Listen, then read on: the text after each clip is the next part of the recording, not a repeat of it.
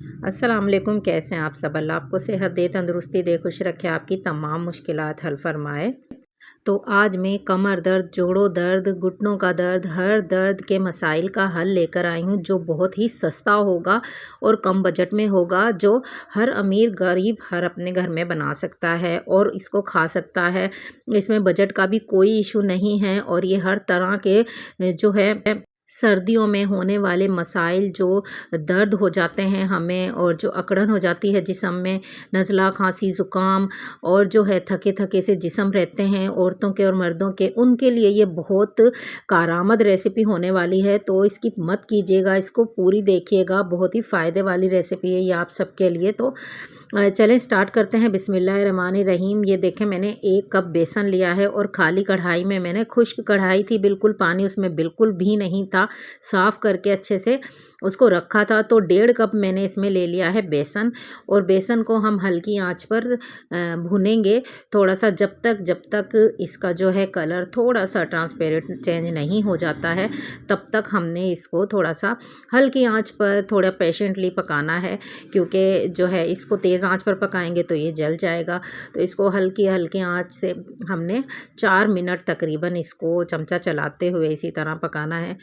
अगर ये रेसिपी आप लोग एक दफ़ा बना लेंगे तो आप यकीन करें, ये बहुत आसान और सस्ती रेसिपी है। जिनको हर वक्त तकलीफ़ रहती है घुटनों के दर्द की, जोड़ों के दर्द की, पट्ठों के दर्द की, वो लोग पंजीरी या इस तरह की चीज़ें नहीं बना सकते हैं, बहुत ही एक्सपेंसिव होती हैं, जो ड्राई फ्रूट होते हैं वो भी। तो ये बनाकर आप लोग घर में खाइएगा, तो इससे बहुत बहुत ज़्यादा आपको इंशाल्लाह फ़ायदा होगा। तो आप लोग ये ज़रूर बनाकर खाइएगा। तो ये देखें, बेसन 4 मिनट मैंने भून लिया है और ये देखें कलर भी इसका चेंज हो गया है।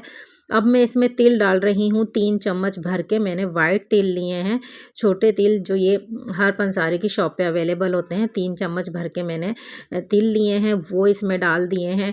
इसको हम बिल्कुल हल्की आंच पर 2 मिनट जस्ट हमने इसको फ्राई करना है इसमें बेसन में, और हमने इसको बस 2 मिनट तक चलाते रहना है। फिर हम इसमें डालेंगे एक और चीज़, जो आगे-आगे आप लोग देखिएगा। ये रेसिपी बहुत आसान है, घर में ही मौजूद चीज़ों से बना रही हूँ। तो ये है कोकोनट, जिसको मैंने चूरा करके रख लिया था। कोकोनट का जो है वो बुरादा है, वो मैंने 3 चम्मच ही डाला है। 3 चम्मच मैंने तिल लिए थे, 3 चम्मच मैंने लिया है जो कोकोनट का चूरा, वो मैंने इसमें डाल दिया है। इसको भी 2 मिनट हमने पकाना है, क्योंकि ये जो है हमने चीज़ें ज़्यादा जलानी नहीं है इसमें, हमने इस तरह ही रखनी है। सिर्फ़ हमने जो है पकाना था अपने बेसन को, ताकि उसका कच्चापन ख़त्म हो जाए, उसका फ्लेवर एनहांस हो। बेसन को कच्चा कभी नहीं छोड़ना चाहिए पकाते हुए, इसको अच्छे से पकाना चाहिए थोड़ा धीमे-धीमे। तो ये मैंने एक जो है बाउल में निकाल दिया है, सारा जो है बेसन में जो शामिल की थी चीज़ें, वो सब एक बाउल में निकाल दी हैं और इनको रखते हैं हम साइड पे। तो फिर मैंने कढ़ाई को वापस से वॉश कर लिया था और अब मैं इसमें डाल रही हूँ 1 से 1.5 कप पानी और 1 कप जो है मैंने ली है शक्कर। ये आप गुड़ भी इसकी जगह यूज़ कर सकते हैं, मैं शक्कर से बना रही हूँ, तो ये गुड़ की ही एक फ़ॉर्म है। जो पिसा हुआ गुड़ होता है वो है ये। तो इसको मैंने 1 कप भर के ले लिया था, उतनी क्वांटिटी में आप जितना मीठा रखना चाहें। मैंने 1.5 कप बेसन लिया था, तो 1 कप भर के मैंने जो है वो शक्कर का लिया है, गुड़, पिसा हुआ गुड़ कह लीजिए इसको। तो इसको हम थोड़ा पकाएँगे हल्की आँच पर जब तक ये घुल ना जाए। बस हमने इसको थिक नहीं करना, ना ही हमने इसकी जो है जेल बनानी है, बस हमने इसको घोलना है गर्म पानी में। तो ये देखें, 2 इलायची भी मैंने फ्लेवर के लिए डाल दी हैं, चाहें तो डाल दें, इसका पाउडर डाल दें, इलायची पाउडर। मेरे पास इलायचियाँ थी, 2 मैंने इसमें डाल दी हैं ताकि इसमें खुशबू अच्छी सी आए। तो बस हमें इसको 2-3 बॉयल देके इतना ही पकाना था। तो ये देखें, गाढ़ा नहीं करना, बस इस तरह से हमने इसकी कंसिस्टेंसी रखनी है, इतना ही। तो हम जब ये पक जाएगी तो हमने फ्लेम ऑफ कर देना है। तो मैंने फ्लेम ऑफ कर दिया है। अब इसको, इसमें जो है वो हमने 1-2 दफ़ा चम्मच चलाकर, इसको लगा हुआ ना हो कहीं से, तो हमने जो बेसन और तिल और कोकोनट डाला था वो हमने इसमें ऐड कर देना है, लेकिन फ्लेम बंद करके। आप लोग चूल्हा जलाकर इसमें ऐड मत कीजिएगा, क्योंकि हमने चूल्हा बंद करके इसको जल्दी-जल्दी से इसमें मिक्स करना है। अच्छा, इसको मुसलसल चमचा चलाना है, इसमें जल्दी-जल्दी से इसको हमने मिक्स करना है। इस तरह से मैं इसमें जल्दी से इसको मिक्स कर लूँगी। फिर हमने बाद में कब चूल्हा जलाना है मैं आपको बताऊँगी। पहले हमने मिक्स कर लिया है, तो ये देखिए अच्छे से मिक्स हो गया और थोड़ा हार्ड भी हो गया है ये। इसमें मैं डालूँगी 2.5 चम्मच देसी घी। अगर आपके पास हो तो सही है, वरना डालडा घी डाल सकते हैं। लेकिन जो है देसी घी इसलिए मैं डाल रही हूँ क्योंकि ये हेल्दी सी हमने बनानी है। जिनको जोड़ों का दर्द, कमर का दर्द होता है, बहुत ही फ़ायदेमंद होता है देसी घी, सिंधी घी जिसको कहते हैं, असली घी कहते हैं। वो मैंने 2.5 चम्मच इसमें डाल दिया है और इसको अच्छे से मिक्स कर दिया है।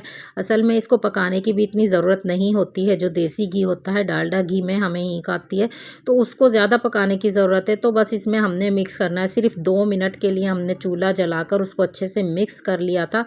तो ये देखें, एक जो थाली मैंने ली है स्टील की, इसमें मैंने थोड़ा सा ऑयल ग्रीस कर दिया है। तो इसको मैंने सिर्फ 2 मिनट पकाकर कढ़ाई से निकाल लिया है। अब मैं इस पे जिस पे मैंने ऑयल को ग्रीस किया था, वहाँ पे मैं इसको डाल दूँगी और सबको अच्छे से चम्मच की मदद से इसमें फैला लूँगी एक थाल में।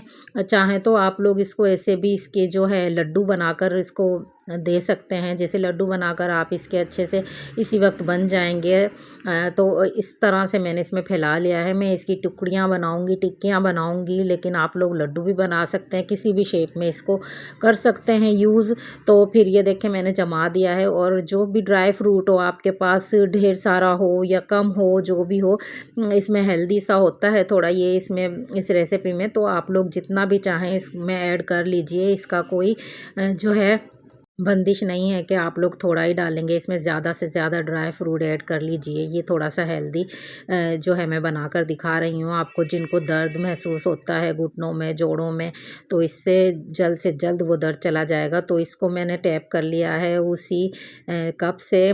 तो ये देखें, अच्छे से इसमें जो है हमारे बादाम और पिस्ते जो है अच्छे से अंदर घुस गए हैं। अब मैं सिर्फ 1 घंटे के लिए इसको रख दूँगी। तो 1 घंटे बाद मैंने वापस से उठाया है। ठंड का मौसम है तो बाहर ही रखा हुआ था मैंने, फ्रिज में नहीं रखा था। तो ये देखें, इसकी कटिंग कर लूँगी 1 घंटे बाद और अच्छी सी इसकी जो है सॉफ्ट सॉफ्ट सी टुकड़ियाँ निकल कर बाहर आ जाएंगी। बहुत मज़ेदार ये बनकर रेडी होता है और इसको जो है हम तकरीबन 1 महीना यूज़ कर सकते हैं आराम से। ये ख़राब नहीं होगा क्योंकि हमने इसमें पानी, दूध, किसी चीज़ का इस्तेमाल नहीं किया है। तो ये 1 माह तक ख़राब नहीं होगा। आप इसको बनाकर सेव करके भी रख सकते हैं शीशे की जार में। तो इस तरह से एक ही दफ़ा बना लें और फिर इसको रख दें। आप ढेर सारा ड्राई फ्रूट डालें और इसको रोज़ 1-2 टुकड़ियाँ खा लें। आपका जिस्म का दर्द, जोड़ों का दर्द, घुटनों का दर्द, सब तकलीफ़ जो आप थका-थका जिस्म आपका रहता है, वो सब ठीक हो जाएगा इससे इंशाल्लाह। ये जो है बहुत ही आसान और सस्ती रेसिपी है। हम उन लोगों के लिए जो लोग एक्सपेंसिव ड्राई फ्रूट्स नहीं खा सकते, नहीं डाल सकते पंजीरी वग़ैरह, तो ये उनके लिए है। बहुत ही मज़ेदार देखें, टुकड़ियाँ हमारी बनकर रेडी हुई हैं। मैंने आपको पूरी रेसिपी बहुत आसानी से आसान करके बताई है। अगर आपको मेरी रेसिपी पसंद आई हो तो प्लीज़ मेरे चैनल को सब्सक्राइब ज़रूर कीजिएगा। जिन्होंने कर दिया है उनका बहुत बहुत शुक्रिया, और जिन्होंने नहीं किया है प्लीज़ प्लीज़ प्लीज़ मेरी रिक्वेस्ट है आप लोग मेरा चैनल सब्सक्राइब करें। पूरी वीडियो देखा करें, फुल वॉच किया करें, कुछ भी आपसे छूटे ना। एक भी स्टेप छूट जाता है तो रेसिपी ख़राब हो जाती है। तो अगर आपको रेसिपी पसंद आए तो चैनल को सब्सक्राइब कर दीजिएगा। मुझे दें इजाज़त। अल्लाह हाफिज़।